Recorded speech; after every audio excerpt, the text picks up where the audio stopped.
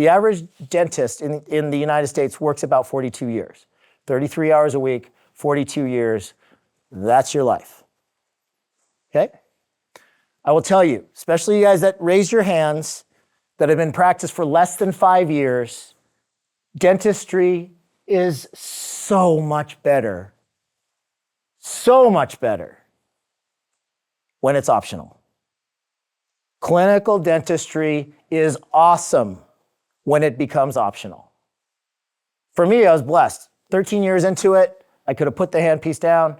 I had enough other things going on. I had lots of practices going. Could have put the handpiece down. What I discovered was, holy cow, I don't hate dentistry anymore because now it's optional. I get to work on the patients that I want to work on, do the procedures that I want to do, and the practices that I want to work on. I get to cultivate my team, make them, turn them into an environment where I want to be. That is beauty in dentistry. That is what the vast majority of dentists never experience, but you guys can.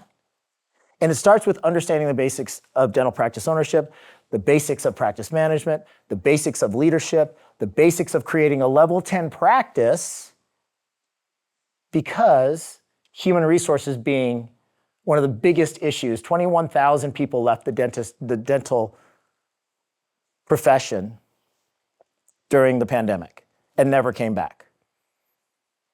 We have 9,000 open positions for hygienists right now. 9,000 open positions. And then within the next 4 years, 60% of the existing hygiene bank of clinicians is going to be leaving because of retirement. So this huge hygiene issue that we have right now is going to get a lot worse in the next 3 years. I don't have the answers.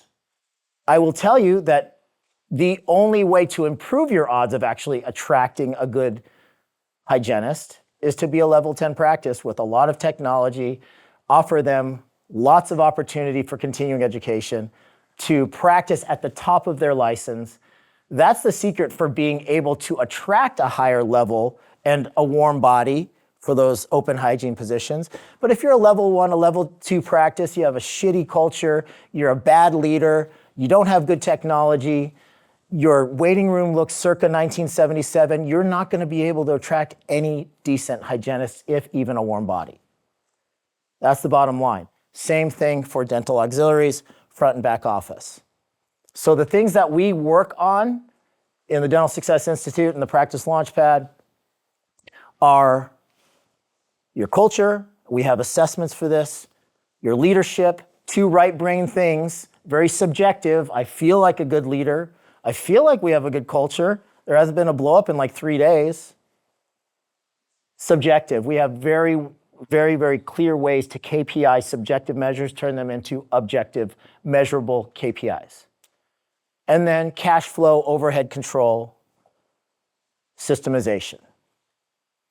If you can handle and manage and understand how to assess and measure and improve in those areas, you can be a great practice owner. JJ was talking about it's not rocket science. It's not rocket science, but you have to understand the basics of dental practice ownership, and you have to understand the basics of business. And it's not our fault that we don't know it, because we spent the first 8 years of our formal education in preclinical, then clinical classes, with maybe a semester or 2 with general business in a practice management class that was an absolute joke. It does not make you prepared to buy one or start one and borrow $1 million in addition to the $400,000, $500,000, $600,000 that you own in student loan debt.